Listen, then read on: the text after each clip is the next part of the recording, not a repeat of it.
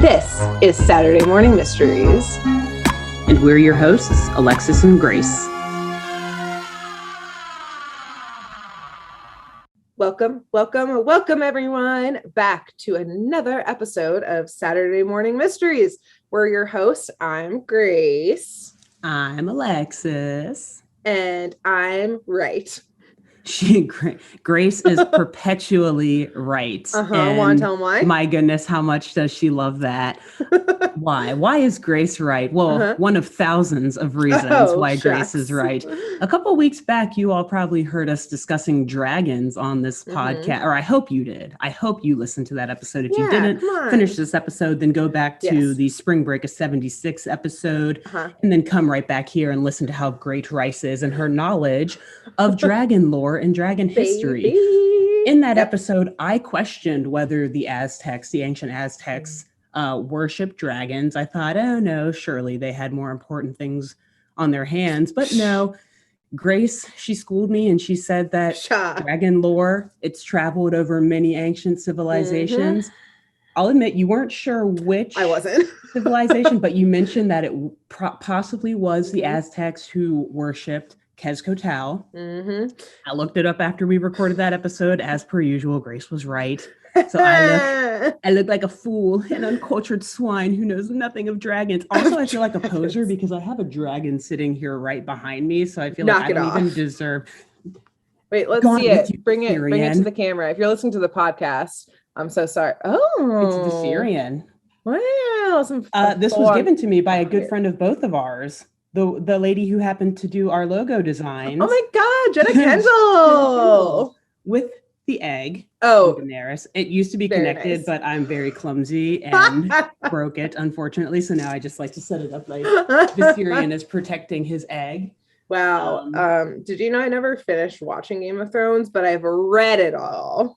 Oh, well, which is more impressive. That's way more impressive. Thank you. You've read all that there is to read. Yes. Thank you. Give me some credit. Yeah, no, that's actually super impressive. I watched it all, and I actually did not even start watching it until maybe like around season 6 or so when season 6 came out. I didn't like start at season 6. Oh, yeah. That was like the year that I started watching that's what I thought. I definitely thought that's what you meant, that you just like showed up at season 6 and was like, I'm here now. And I was like, wow. Confusing that would be. Actually, that's more impressive. Yeah, right. And then to like still understand what's going on. But no, yeah, I love that show. But that's actually that's way more impressive that you've read the books. I'm sure that you would probably love to hear. Pretty sure I read recently that George R.R. Martin is he's writing he's like working with either Marvel or DC to work on a comic book. And everyone's like, what the fuck, dude? Finish the Game of Thrones books, the Song of Fire and Ice books. What did you do? Yeah, so here are my couple hot takes. One, even more impressive than me reading them, is that I still have avoided all spoilers to how they finished the show, which is far more impressive. So if someone's thinking right now, like, I'm going to be funny and put a comment that has a spoiler, I'm not going to read it. So, yes. But anyway, all of this is to say that Grace is a dragon aficionado. She knows a lot about knights. She knows about dragons, all that ancient. Medieval. I guess dragons aren't really medieval. Worldwide. Yeah. Whatever. Penetrating time in memoriam, etc., etc. Yes. Yeah, I would say the division of knowledge between us is I would call you the expert, Alexis, in the world of comic books, all things comic books. Like, that is your world, and I know negative amount of it. And then mine would be like the fantasy world, which is mainly what I read and am engrossed in. So you were always very into like Lord of the Rings and Harry Potter and Game of Thrones, all of that. And it's only gotten worse as I've grown up. I love all of those movies and whatnot. Meanwhile, I'm reading like Doctor Strange comics and and I'm like, I've seen the Justice League, Teen Titans comics trailer for those movies.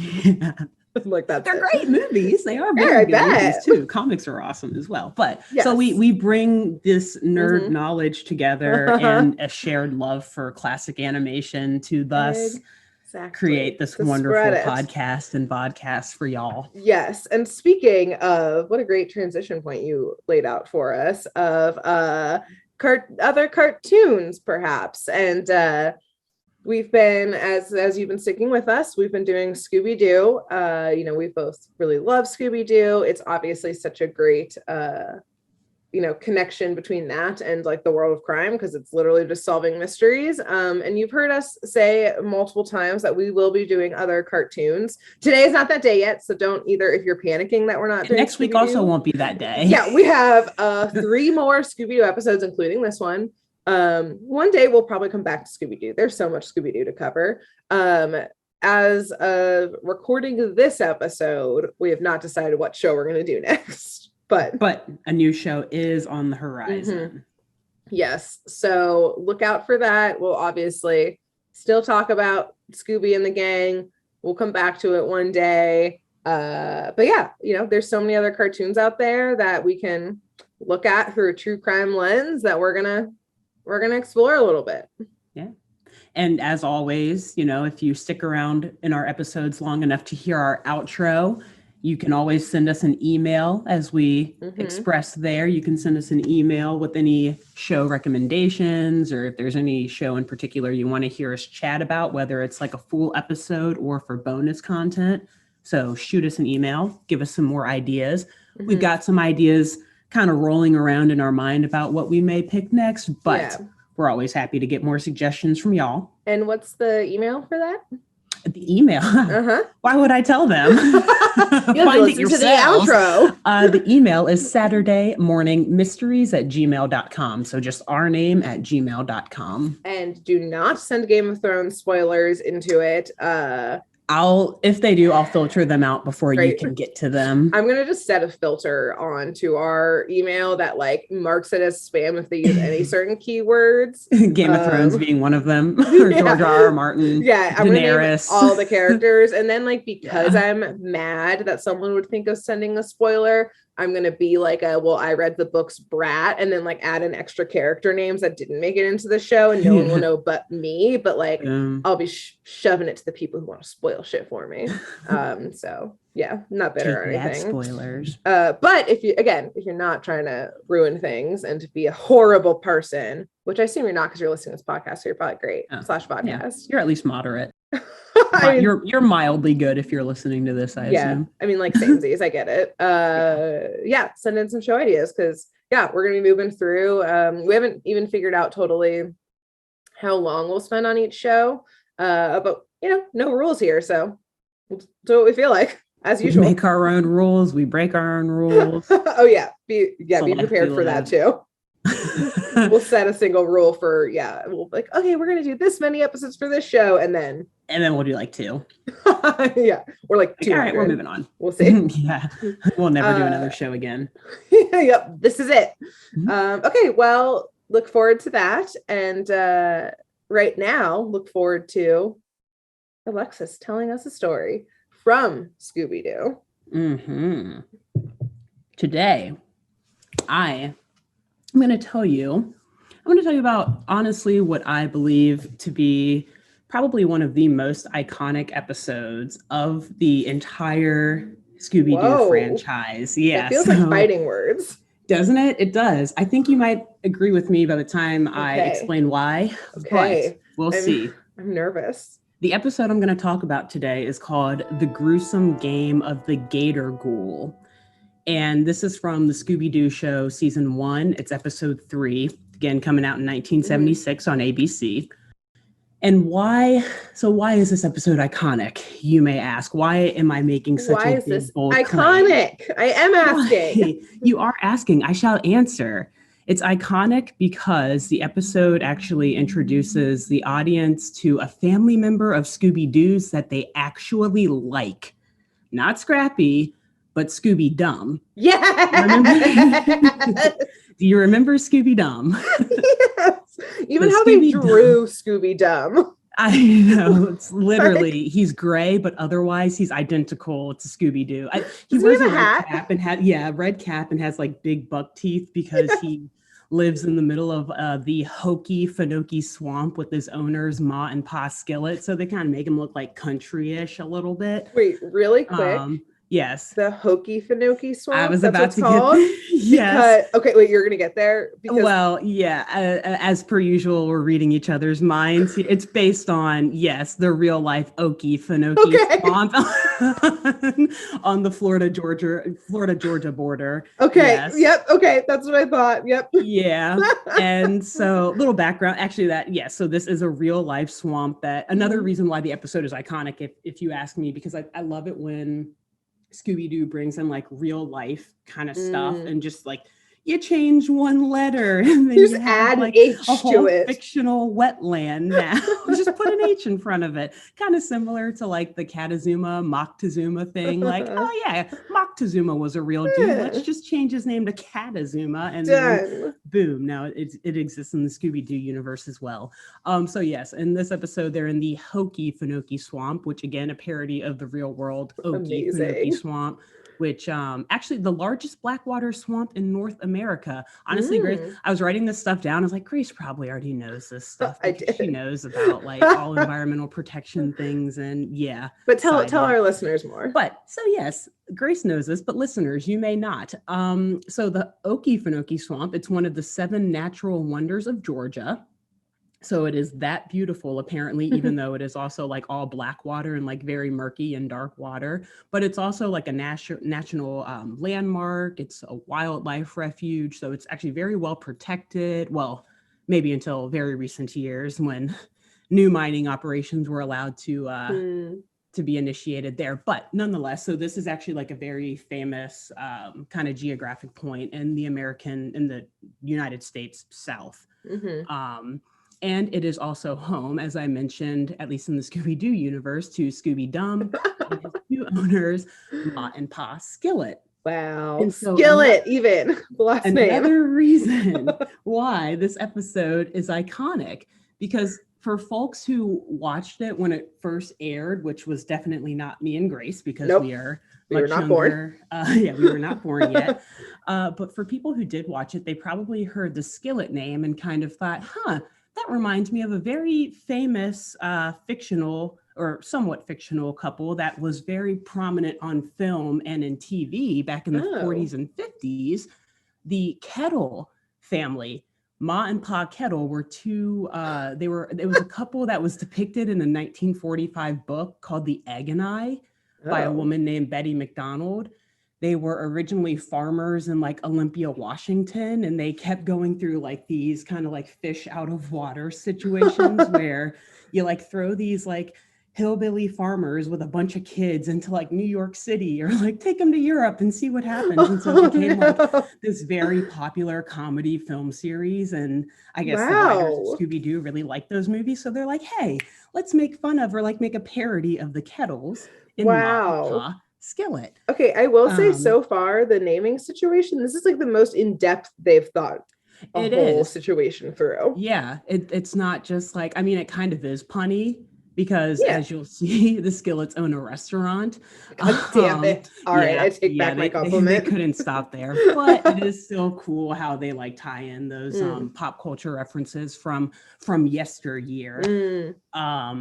And so aside from the Skillets actually owning a restaurant, there is one other big difference between them and the Kettles in the real life book in the movies. And that is that the Skillets do not have any children, unfortunately, although they always dreamt of having them. And that will become an important point of, information in today's episode.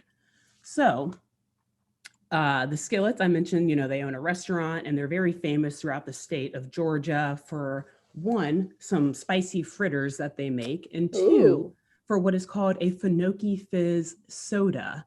And the reason Fenokee Fizz is so popular is because it complements the fritters very well, because they're super spicy, so it keeps you from like blowing up your stomach essentially from the spiciness of these fritters. So I would eat this meal. I would too. It sounds really good. I love fritters and I like soda. I mean, why not? So they're very popular around the state of Georgia for this. They're pretty famous, the Skillet family, for these culinary creations. But unfortunately, recent hauntings by the mysterious and frightening ghost of the Gator Ghoul have led to a very sharp decline in foot traffic. Cue more like creepy music organ music in the background. And so on the brink of financial ruin, Ma and Pa Skillet, they decide to give a call to Scooby-Dum's cousin, Scooby-Doo, to help end all of these hauntings and try to save the restaurant. Can I ask a question? Please do, because that's actually the perfect segue. Are Ma and Pa Skillet humans? They are. Okay. Yeah, I didn't really describe their appearance.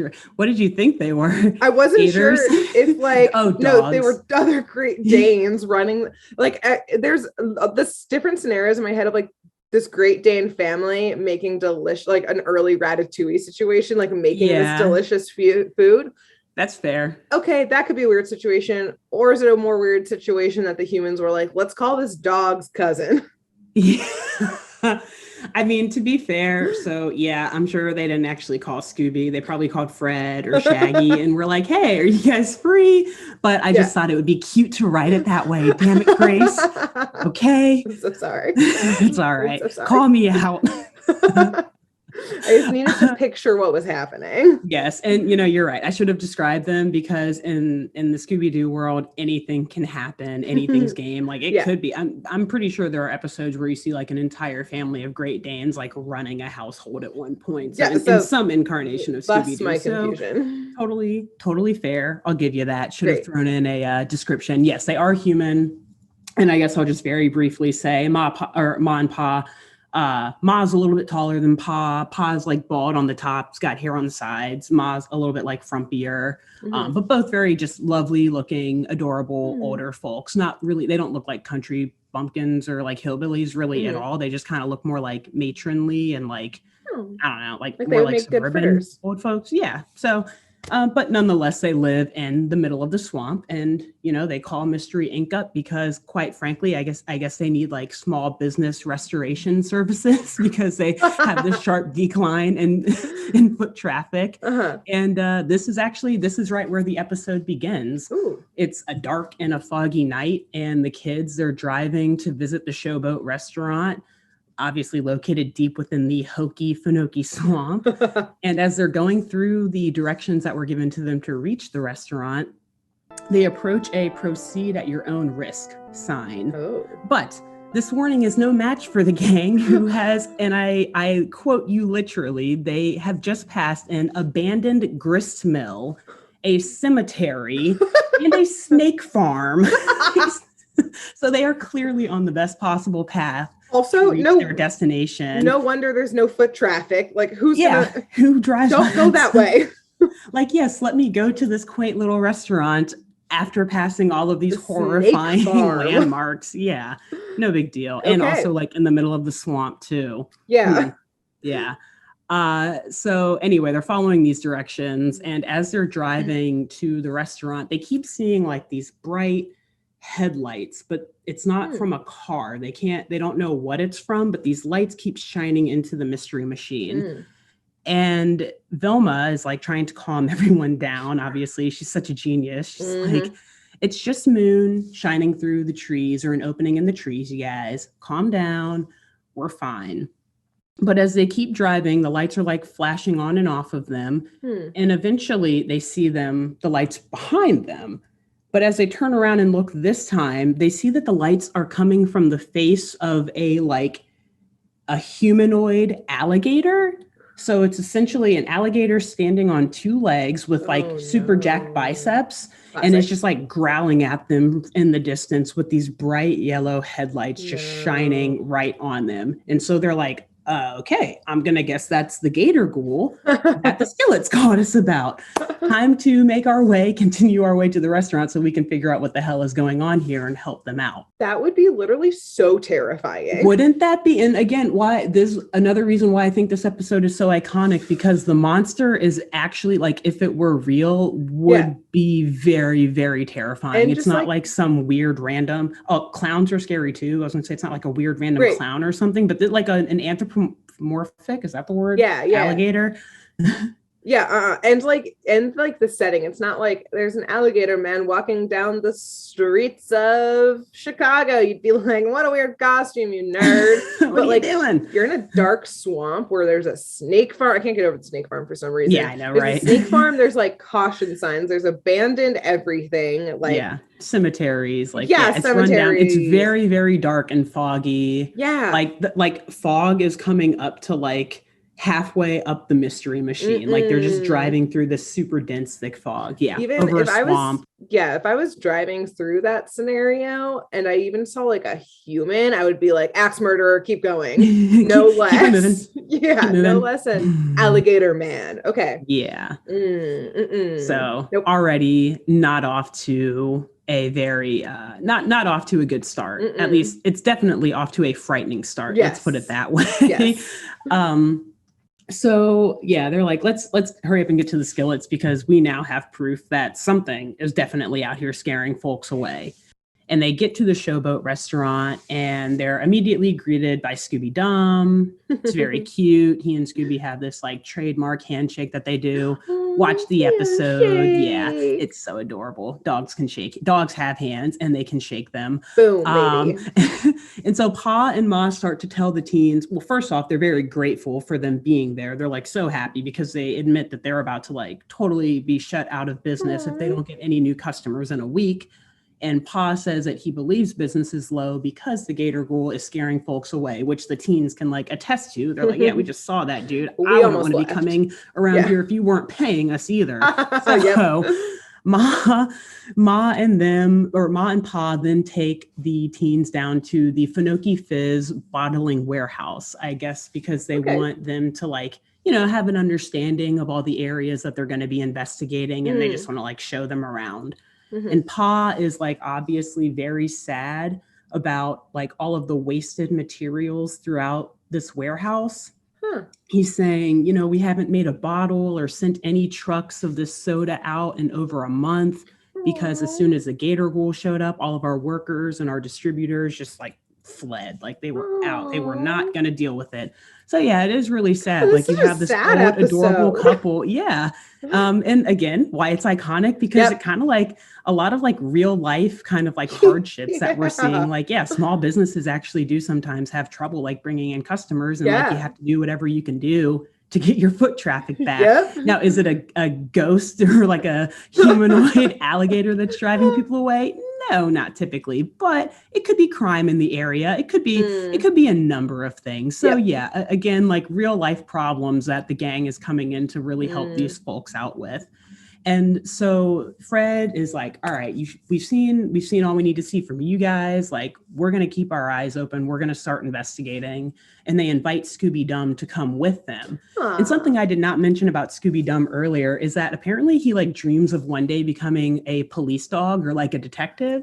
So So even though he's really not the sharpest tool in the shed, as his name suggests, he's still like super courageous, like very, very brave, and is very eager and excited to join the teens as they're investigating this. And so while they're looking through the warehouse or the bottling factory, whatever, the Gator Ghoul actually appears because he's been lurking around the property, obviously, and he's trying to scare away anyone new who comes into the area. But the ghoul is no match for the dim wits of Scooby-Dum. So what does that say about the gator? I don't know. But Scooby-Dum is able to like chase him out of the factory, get them to a point of safety for a little bit. The gang is able to recollect themselves and whatnot. And as they're like freaking out about just, having been chased by the Gator Ghoul, they notice a bright yellow light. So more bright yellow lights and an ominous shadow approaching around the corner. And so they're thinking, oh my God, the Gator Ghoul is back. Oh my God, he's going to kill us. So Scooby-Doo, he's like, well, I can't, let Scooby-Dum show me up like that. I gotta match up to his courageousness. So he kind of like perks up and runs towards this figure coming around the corner and attacks it. And straight up attacks it, like traps it in a barrel. And Ma and Pa Skillet, they hear all this commotion. I guess they went back upstairs and they hear all of this commotion from the factory, and all of this chasing and probably like screaming from the teenagers, like running for their lives. Yep. And so they come back down like, what in the world is going on down here? And Shaggy explains that they think they may have actually just caught the Gator Ghoul, which would be like amazing, like 5 minutes, 5 minutes on the job. Yeah. And boom, we already got him. We're done. Yep. Pay up. Give us what little money you still have. Seriously. Give us all the fritters you got. This is actually now stick up. All the fritters. Also, just like, I'm backtracking slightly to what you said of like, they are running for their lives. Like, what did happen to all the factory workers and like distributors and stuff? Like, the swamp is probably a great place to hide a body. Like, I bet it would decompose very quickly because it's so like moist out there. True. Like the ground is soft. You could like dig a grave easily. I'm concerned. And I actually think that's part of why side tangent. But when I was reading about the Hokeefenokee, part of what makes it Blackwater is like the decomposing of like vegetation and stuff around there. So it's like, hey, maybe these dead bodies decomposing is making it even blacker in there. Ew. Yeah. Pa says that all of them disappeared, or like they ran off. Like, they ran off, aka the Gator Ghoul ate them, and their bones are sitting at the bottom of the swamp, right underneath your showboat. Can I tangent your tangent really quick? Please do. Yeah. Do you know that once our high school rowing team found a dead body? Yeah. Yes. It was in the water, and there was not in. Yes, there were two different ones. Yeah. Yes. I think I know for a fact there was the not in the water. Yes, but there was also would one have been terrifying. Yeah, there's also one in the water once. I think it was either before our time or like we were inside that day. Yeah. Or something, but I know the out of water one was before our time. Yes. I think it was maybe like a year or two before our time, but people on the team were still talking about it by the time that because how do you not? That's like very traumatizing. I know one time, I forget if this was when I was rowing or coaching, but there was a slaughterhouse along the Licking River, and on a rainy day, I shit you not, Grace, a pig floated by us on the river. I was like, that is fucking gross. The nastiest. It was so disgusting. It smelled so bad because that river was already so disgusting. Yeah. I'm just like relating deeply to this swamp right now based on where we rode in high school, which as listeners are now hearing, was a fucking disgusting river. It was literal dead bodies in it. Yes, animal and sometimes unfortunately human. We saw oh my God, so many. Sorry, I'm going into like 1,000-yard stare mode because I just remembered so many other things we saw in there. Thousands of condoms, needles, just wow. Cincinnati in Northern Kentucky. Woo! It's a lovely place to visit, y'all. I swear.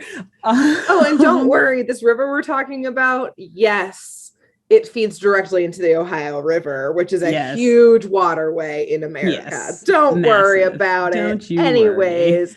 Hokeefenokee. Let's get back to Scooby-Doo. Yeah, so back to another dark, depressing body of water. Filled with bodies, Yes, filled with bodies, we assume, that have succumbed to the whims of the Gator Ghoul. So Ma and Pa Skillet, they get back down to the soda bottling factory to see what in the hell all this commotion is about with the teenagers. And as Shaggy's telling them, we think we got the Gator Ghoul. We won. We did it, Ma. We did it. She's like, the dust gets a chance to settle. And she's like, no, that's not the Gator Ghoul, kids. That's our dishwasher, Simon Stingy. Also Stingy, yes. They couldn't stick away from the punny names for too long. And you'll see, Stingy is the exact proper way to describe this man, because he is enraged and furious with these kids. I mean, I would also right, exactly. Like, let's be real. So like Shaggy is not offering to help him out of the barrel. So you see Simon like struggling to like get out of this ginormous barrel, and he lifts himself out. And as soon as he gets out, though, he lunges and reaches towards Scooby and like is threatening him, like, you need to tar and feather that dog, and you need to hang him. Yeah, like, so it's like, okay, dude, I get that you're angry, but you could have controlled those emotions a little bit better. Yeah. Yep. And so Fred is telling him like, hey, dude, back off. We apologize. Sorry that, Scooby did this. And Stingy just kind of runs off still like threatening Scooby as he's running away. Angrily, and so at this point, Ma and Pa Skillet are like, yeah, we're sorry about him. He's kind of like always been a really mean, old, grumpy man. So our bad for not kind of giving you a heads up that he was here. Yeah. But Fred then says like, well, are there any other employees that you think you should tell us about? Maybe them. Yeah. Or so that no one else sues us probably for truly battery and assault. Yeah. We put our dogs down for attacking humans, etc., etc. God, that'd be tragic. Yep. Scooby-Doo. Oh no. And so Ma and Pa say that they actually only have one other employee who works for them, and her name is Alice Dovely, and she is their assistant and their bookkeeper, kind of like their receptionist. And we find out she kind of is like their adopted daughter. They describe her as being like the child that they were never able to have. I mentioned earlier the Skillets, they always wanted kids, but they couldn't have them. And they thought it'd be great to have people helping out around the restaurant. But one day Alice kind of walked into their lives and they hired her and brought her on and like took her under their wing. And Alice just really like found a home with the Skillet family. And so as Velma is asking if there's, anything special that they should know about Alice for their investigation, Pa goes on maybe a little too fondly about Alice. Oh, no. Like she's so sweet and kindly and has a heart of gold and she's just amazing. And Ma is standing right next to him and is like, dude, shut up. She like shushes him. Maybe for one, because he's coming off a little strong. Yeah. And two, because they hear that Alice Dovely is actually approaching them. And she's like, you're going to make us look fucking creepy. So tone down a little bit. Chill, man. Yeah. And so Alice walks up to the group and she introduces herself. And she's just like a nice looking lady, brown hair, pulled back and like glasses. That's how you know she's kind of younger. The glasses. She's the smart one. She's nice. She knows numbers and whatnot. And Pa is telling Alice how he was just telling the teens how Alice working for them has really helped save their business because she agreed to stay on for free after the Gator Ghoul attacks started happening. She's like, I can help you guys save some money. Just don't worry about paying me. I know times are tough. And, additionally, the Skillets share the information that Alice actually covered their most recent bank loan payment as well. Wow. So not only is she offering to work for free, but she's also like fronting money for them to maintain ownership of the Showboat restaurant. So very kind. And the whole gang at this point is like, very, very like enamored by this. Like, oh, she's such a sweetheart. Why are you so kind and nice? How cute. Well, if the options are between Alice and Simon, I guess we're going to go investigate Simon then. So also, I'm just like picturing like during this whole thing, Daphne is just like, what is a loan? Do people usually get work or get paid to work? Okay. I thought that you just live life and money shows up. Daphne's like not touching anything there, and it's just like, what is this you speak of? A mortgage? Mortgage. You just own it. You just own I've never the heard thing. such words. You don't just Daddy own buys everything you look for at. me. Exactly. The teens decide that they should, instead of continuing their investigation at the warehouse, they go to Simon Stingy's cabin, which just so happens to be like next door. Oh, great. Warehouse and the factory, or the Showboat restaurant, I mean. Yeah, so very, very convenient. His commute to work every day is probably non-stressful.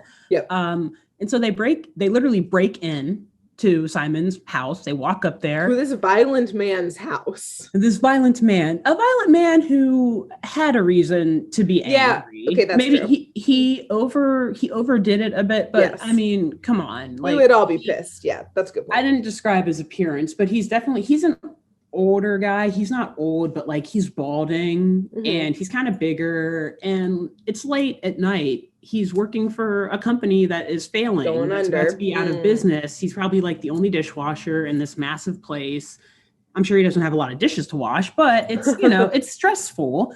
And, it's the night shift, and then these random teenagers and their dog knock you over. Yeah, a Great Dane attacks you. Yeah, like he had water and stuff with him when he got knocked over, so he like all that spilled on him, and it's a mess. Like, yes, I would be pretty pissed off too. Yeah, that's a good point. Want to tar and feather the dog? No, but would I obviously be angry? 100,000%. For sure. That's the point. So they literally, off of just this information alone about Simon, break into his private abode. Just perfect. Boom, walk on in. And after they break in, actually, interestingly enough, the teens find a heaping load of absolutely nothing. And it's very funny the way they find this whole bunch of nothing. Like, they are all scattered throughout his house in different rooms, and it like shows each one of them. Daphne is like in a closet, just like rummaging through shit. Like, yep, nothing in here. No Gator costume. And Velma is she's like by a fireplace or something, just looking around like, yeah, nothing suspicious here. And then it like pans over to Fred, who is in maybe the dining room. And he's like, ooh, he's got a comic book with a picture of the Gator Ghoul on it. Suspicious? And the whole gang's just kind of like, nah. No. Like throw the comic book. All right, guys, let's go back to the Showboat restaurant. Yeah. So then they just leave. They just break into this guy's house. Rummage through all of his shit, find absolutely nothing, and then go right back to the place where they should have been investigating the entire time. I'm also just picturing that they like didn't shut the closet door, like the comic book's on the ground. It's like folded, on the ground. The front door is still open. Like they didn't try to make it look like drag mud in. Yeah, they did not cover their tracks. They're like, the Skillets gave us a warrant to search wherever we want. That's how warrants work, right? They're the judge of Hokeefenokee, aren't they? The Skillets signed this piece of paper saying that I could break into your house, so that's what we did. Chill. I'm trying to save your job, dude. It's chill. It's all good. Be cool, man. So as they should have done a while ago, they return to the Showboat restaurant and they decide to split up and search every inch, because at this point they're like, well, this is all we got. Well, we only got chased in the warehouse and we didn't find anything there. And Simon Stingy's house was a total dud. So Fred sends Velma and Daphne to look through cabins on one end, and like sends Shaggy to go look on the deck, and just everyone breaking up. But as Shaggy is trying to open the door to like get out onto the deck, the Gator Ghoul is standing right there in front of him, growling and everything. And the gang is just like frozen in shock for a second, looking like, is this really happening? What do we do now? And Scooby-Doo chase ensues around the Showboat restaurant for a little bit. Excellent. But again, Scooby-Dum coming in clutch. He's able to attack the Gator Ghoul, tackle. I kind of just like, he's a good boy. Both of those words. But yes, Dum is a very good boy, attacks and captures the Gator Ghoul. And the kids are excited, like, oh my God, we're really good at finishing these mysteries early. And so do you want to replace Scooby-Doo? You're really good at this. I know, right? Dumb, you're awesome. Like, no offense, Scooby-Doo, but you may want to just stay in Georgia. So they go to like take the head of the costume off though, and they realize that it's actually a motorized suit and not actually a living being inside. So interesting. They're looking at this suit and inspecting it, and they notice that there's a label on the inside that says property of Beauregard Film Productions.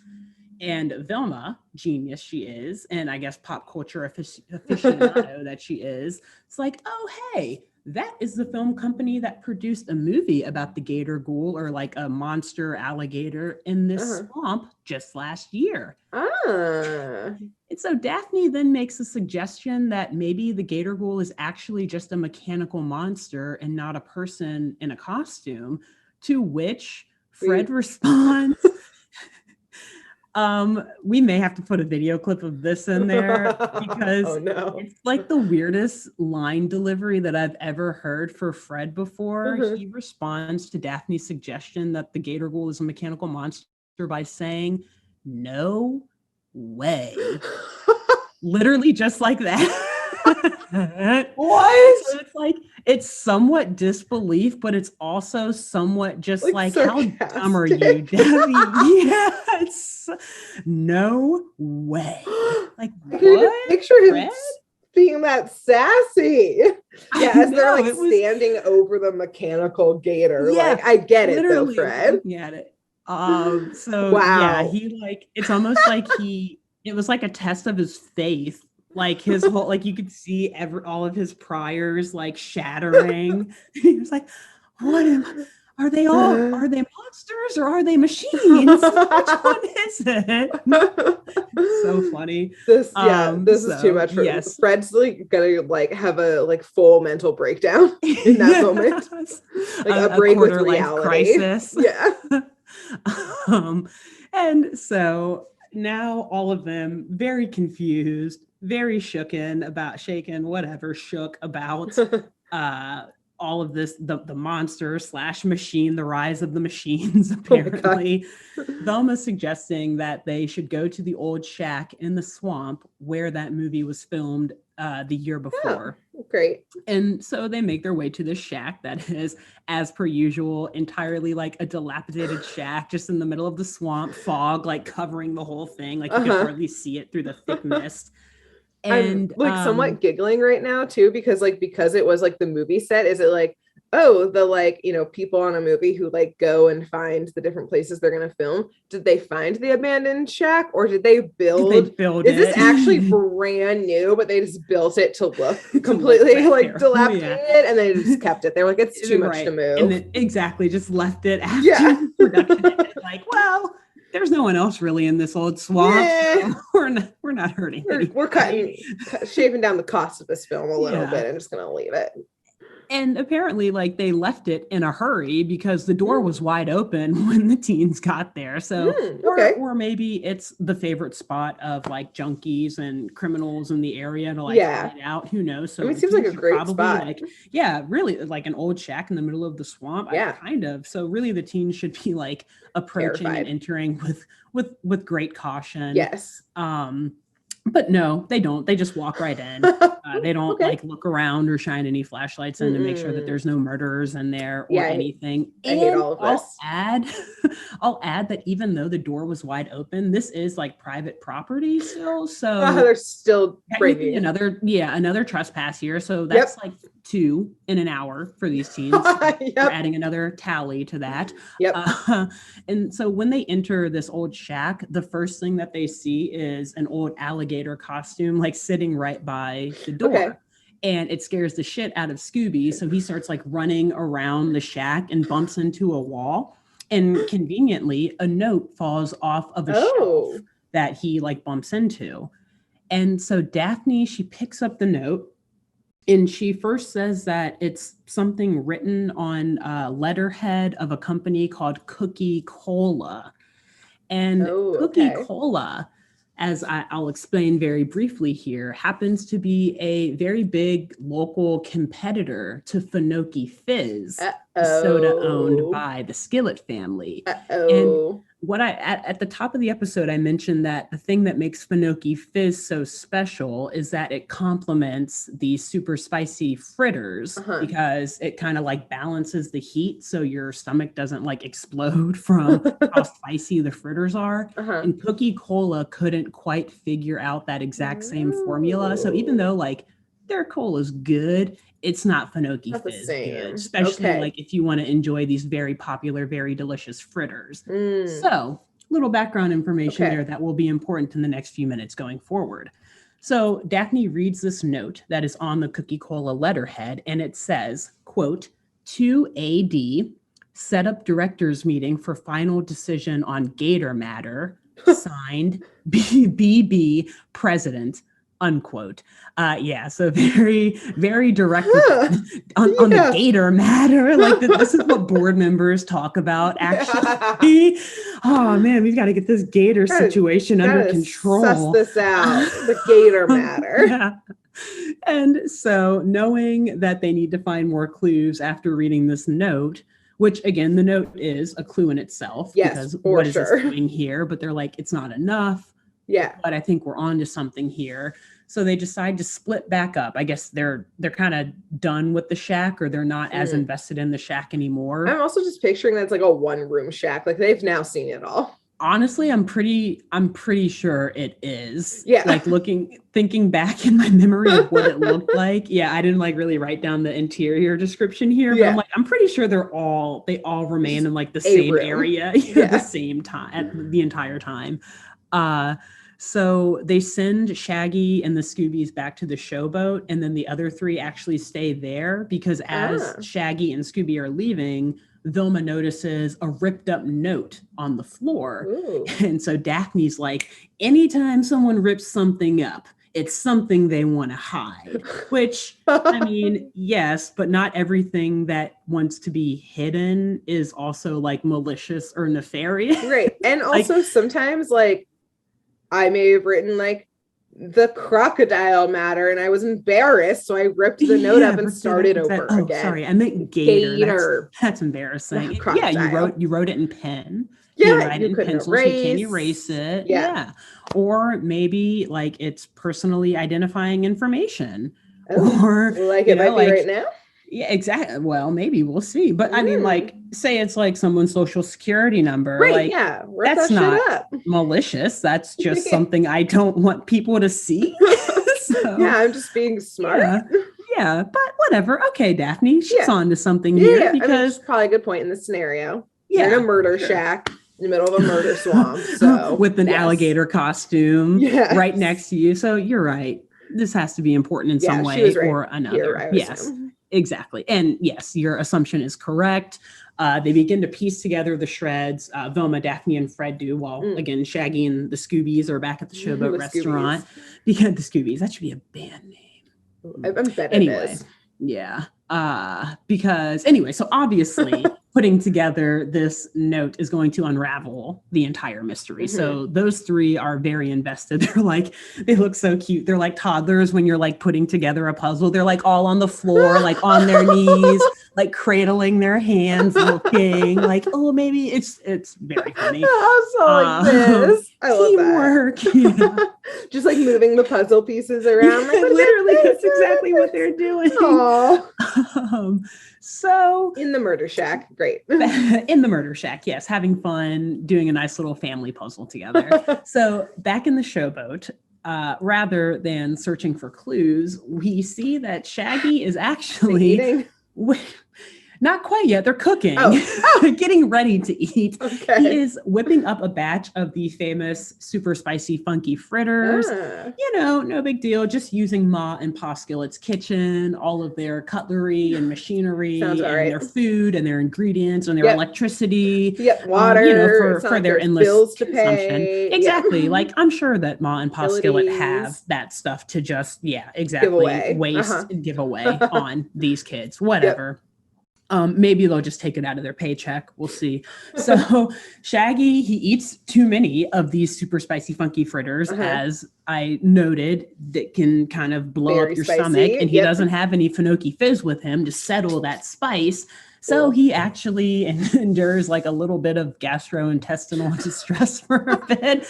And you like hear him in the kitchen, like moaning, like, oh my God. This is like a very realistic episode. It is actually, again, why it's so iconic. God, damn. We have all been Shaggy before. We've all eaten something too spicy or just like overdid it. Exactly. And then just had to like fetal position, like cry floor. ourselves to sleep. Yeah. Yes. 100%.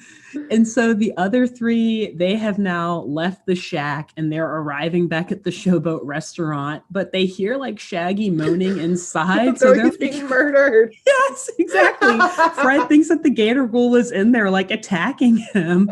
And so they like bust in. And then of course I just see like Shaggy's left a mess in the kitchen. Of course. Like on the floor holding his stomach like in so much pain. And so Fred's like, dude, get it together. Like, I've got a plan. We're going to catch this dude. We got to get this shit cleaned up. You made a mess in here. And so as they're cleaning everything up, I don't remember how, but somehow Shaggy gets his feet stuck in a bowl of the fritter batter. I don't know what he does to cook. You know that phrase, like when something's really, really good, you say you put your foot in it. No. You've never heard that? No. Is that a phrase? God. Yeah, people say that. Or it's like you put, you threw everything in there, but the kitchen's staying. Oh, yeah. Like, yeah, man, you put your foot all in there. Man, maybe my grandmother was the only one who said that. No, I'm pretty sure other people say it, but. Did your grandma put her feet in your food? Hey, if she did. It was good. That shit was good. All right. My grandma could cook. But anyway, so as they're trying to pull Shaggy's feet out of this bowl of batter, like literally the whole gang is like pulling him and like half of them's pulling him. The other half's like holding him. God, it's like cement. And you just see it like stretching. Yeah, it's like wet cement. And Vilma's like, this shit is super elastic. What in the world? Yeah. And Fred immediately is like, oh, I just got a new plan on how we're going to catch the Gator Ghoul. So whatever plan he got there, saying he had it first, he's like, fuck that plan. This one is way better. Step one of Fred's plan. Well, so actually first they decide to just like have Shaggy take his shoes off. So they just leave his shoes. So he's like barefoot and they just leave his shoes in this bowl of fritter batter. Hey, you're fine. Like, yeah, you're fine. We'll figure that out later. But then step one of Fred's new plan is to get a big ass bowl or like pot of flour and he just like dumps it over Shaggy's head without warning or like announcement. So Shaggy is like, he's like standing around looking at how he doesn't have shoes on. And the next thing he knows, like flour is just like over his head. Oh, this trip's not going well for Shaggy. Not at all. Gastrointestinal distress. He's tired. He's probably like lights in his eyes. Yeah, exactly. Now he doesn't have shoes on. It's a mess. And they're in a swamp too. Like that's not somewhere where you don't. That's not relaxing. Shoes. Yeah. And so Shaggy is like, "What the fuck, Fred? Why did you just dump this flour on me?" And Fred's like, "Oh no big deal. It's just to keep the fritter batter from sticking to you." And so then Fred covers himself, Scooby-Doo and Scooby-Dum in flour.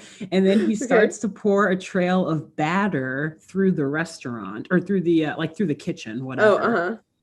And so he then tells Shaggy and the Scoobies to go find the Gator Ghoul, like go out to the Showboat deck and just start like making some noise, get his attention, bring him in here.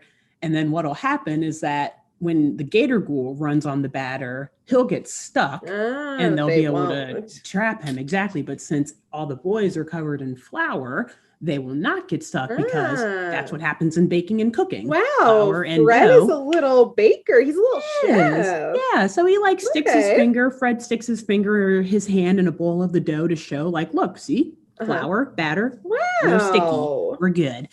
And Fred. So Shaggy and Scooby-Doo and Scooby-Dum, they follow the plan. They go up on the Showboat deck and they start just like making a ruckus and getting the Gator Ghoul's attention. And of course, the Gator Ghoul chases them around the deck for a bit. They lead him into the kitchen and we see Velma and Fred and Daphne like hiding behind like a fritter making machine. And I just want to point out that at this point, Fred is no longer covered in flour.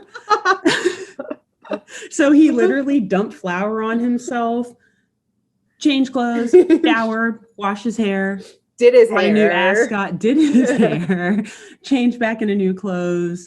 And again, all that he did after dumping the flour on him was he just like stuck his finger. He could have just put his hand in flour. But no, he he covered his entire body in flour just so he could dip one finger in to test to see that it works. And then he's like, yeah, I don't want to get chased by this thing. Yeah, I'm not the chase. I'm not the chasey here. I set the trap. I am not the bait. Okay. So he changed clothes and then started hiding with Velma and Daphne behind a fritter machine. And they're watching as Shaggy and the Scoobies lead the Gator Ghoul back into the kitchen. They're kind of like creeping around the machine looking. And this episode is full of funny ass lines, Grace. Let me tell you. Shaggy is running in. And remember, he's barefoot.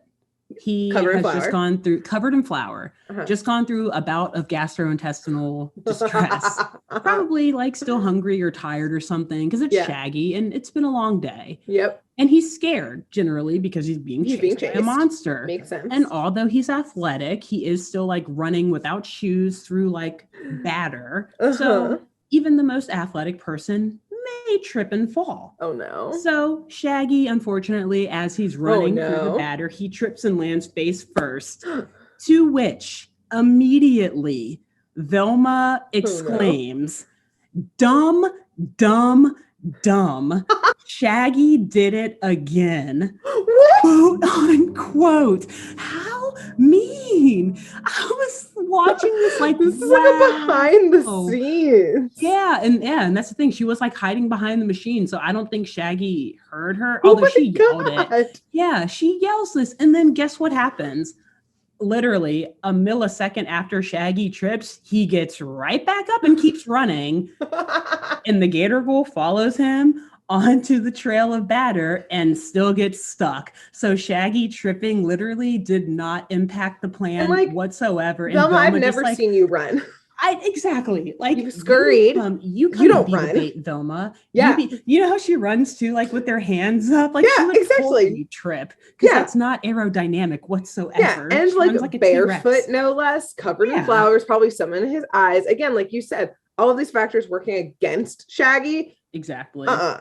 Yeah. So I kind of feeling changed for Velma after that. I was like, exactly. Like Velma, you actually you're a pretty mean person. That was not cool. Yeah, that was not cool at all. And again, for her to say like he did it again. Yeah, damn. When, like the plan still 100% worked. Like I cannot stress this enough how much his tripping did not impact the plan working.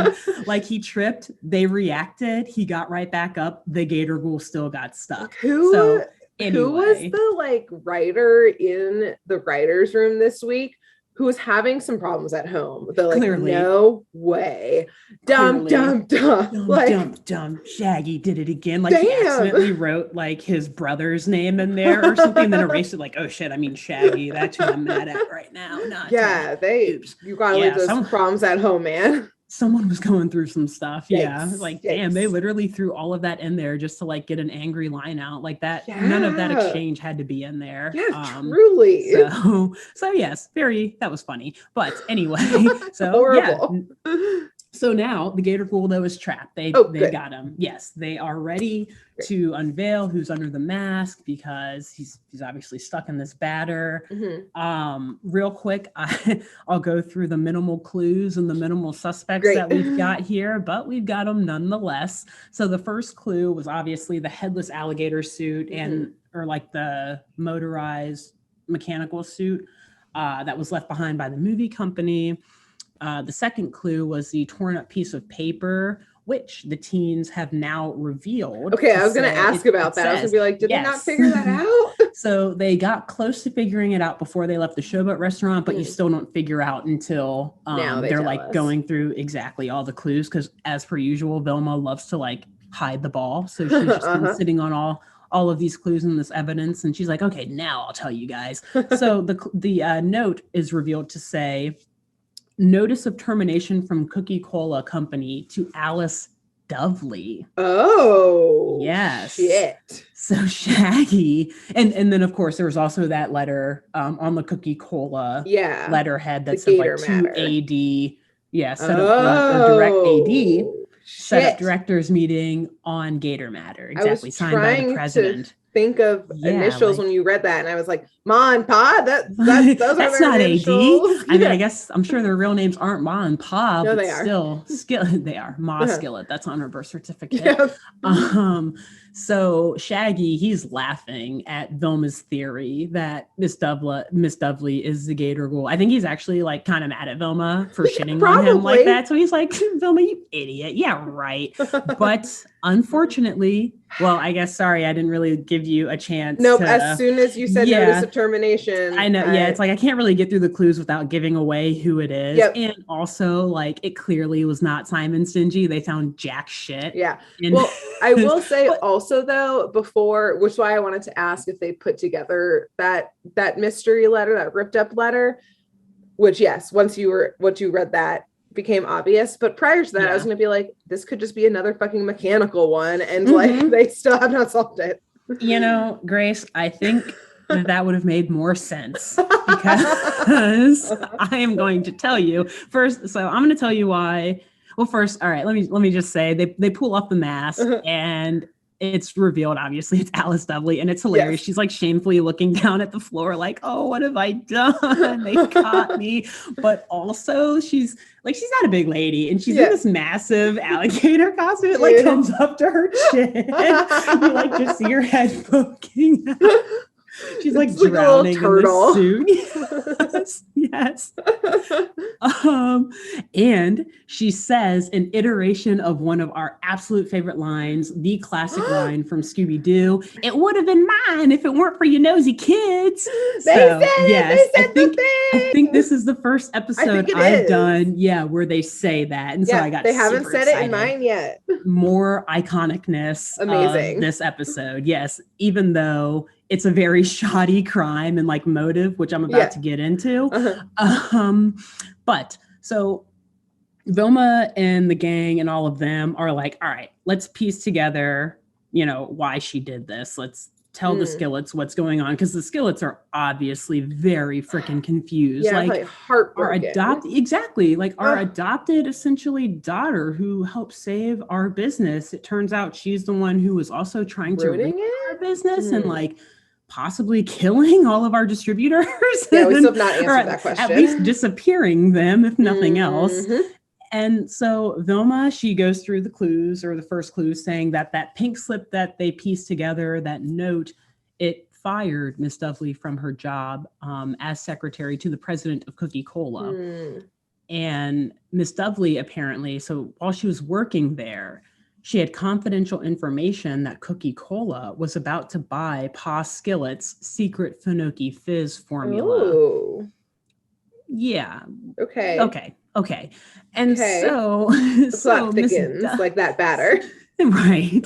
So Miss Dudley came up with a 2 birds, 1 stone plan. She was going to get revenge on Cookie-Cola for firing her, 1. And 2, she was going to ruin Ma and Pa Skillet's restaurant so she could foreclose on her loan to them, thus owning Fenokee Fizz and selling the secret formula to Cookie-Cola for a fortune. Honestly, I don't really add up. know how this is getting revenge on Cookie-Cola. Yeah, we'll get into that. And I don't think that her fronting them a one-time loan payment would give her the or ownership loaning them of a one-time. Yeah, like she would not have a primary interest in the property also, if they were foreclosed on because she fronted them 1 month's payment. And she would not necessarily, I don't think, she wouldn't be the owner of the intellectual property behind the soda formula and because she owns the restaurant. Like those are 2 different types of property that are not, maybe one is collateral for the other. That's actually kind of possible.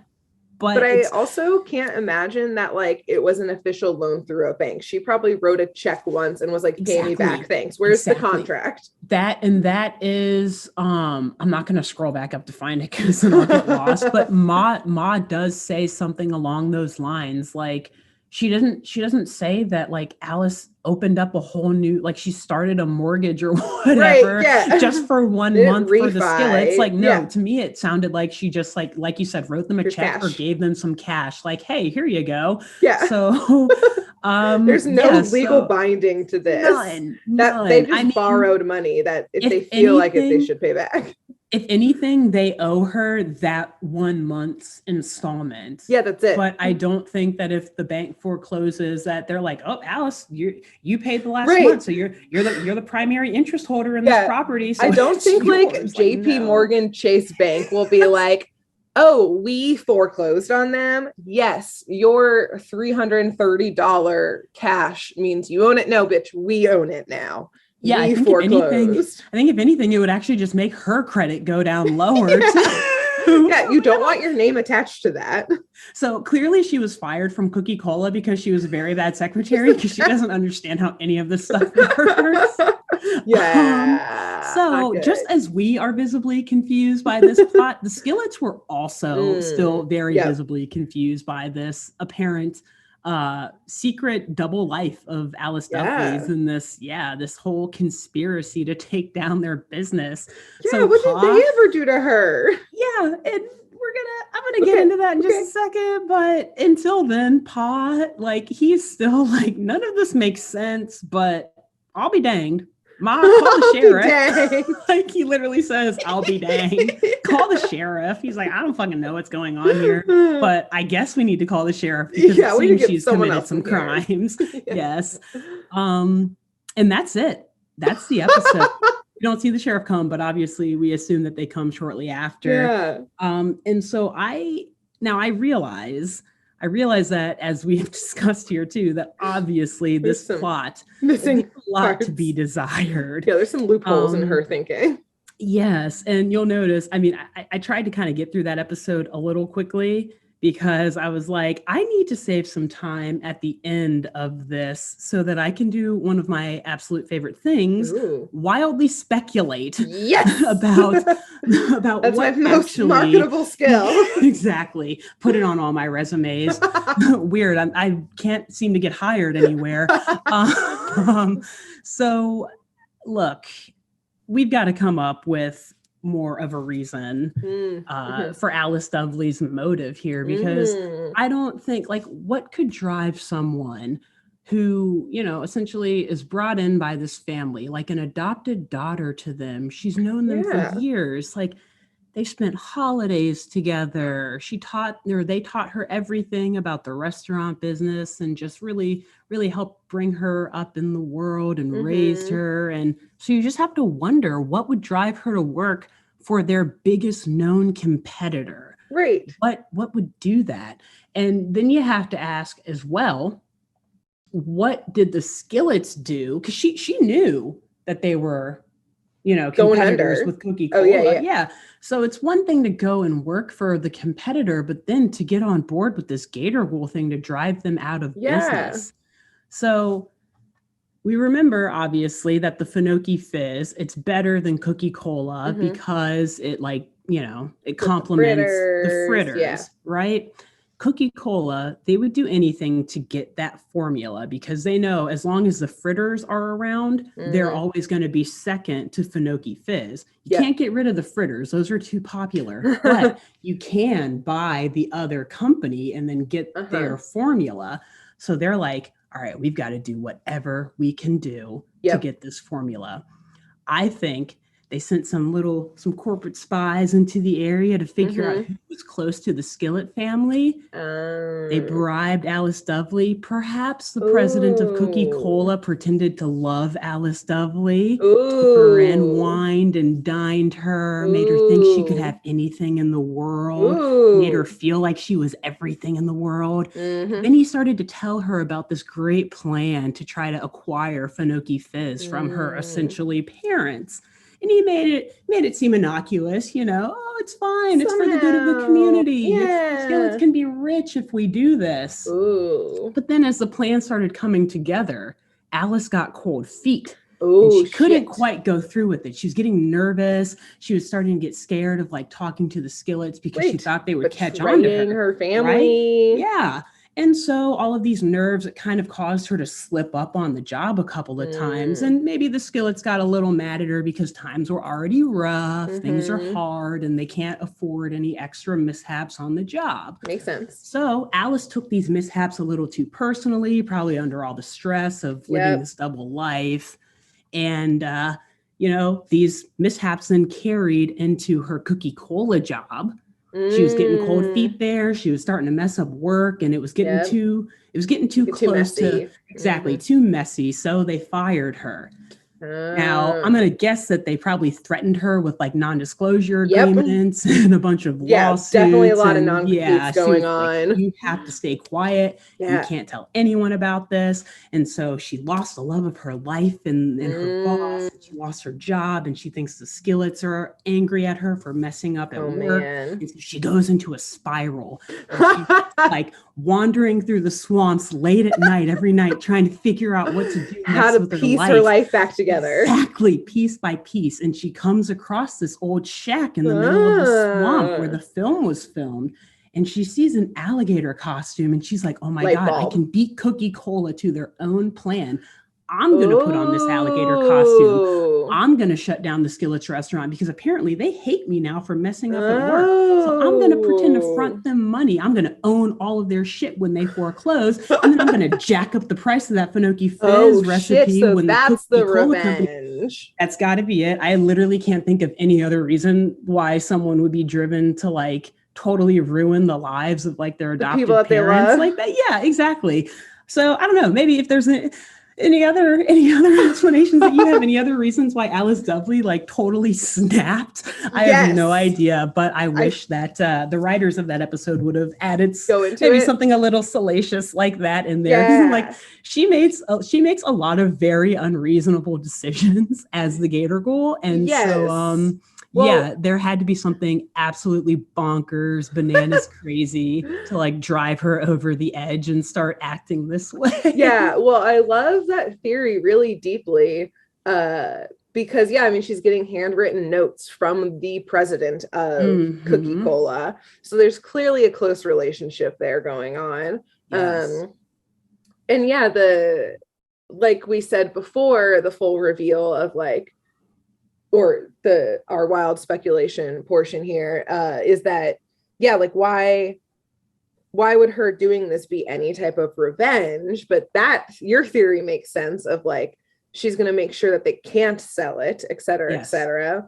But also another loophole potentially would be like, okay, if Cookie Cola was already in talks with Pa, all of a sudden Pa's business is failing, that means he's more desperate to get the money from Cookie Cola. So he's more likely to sell the recipe as soon as possible to save his restaurant. Like, true. She's also pushing him to desperation. But I think your take that she just had like a full on snap again, like break with reality moment that we thought Fred was going to have earlier. I think this is her moment of that.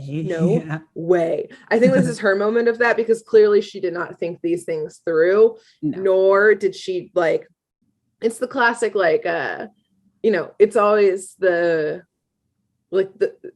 always just tell the truth type of thing. That's how you clear up miscommunications. Just tell the truth. She just kept digging her swampy hole. Exactly. Over and over again. Digging her grave in the swamp even deeper and deeper. Yeah. Because, I mean, my theory here, my embellishments of the story are not to say that it makes her plan make any more sense. Like it still makes zero sense whatsoever. It was still a bad plan. Exactly. It just gives her like some kind of justification for like a motive, because otherwise it's really comes out of nowhere.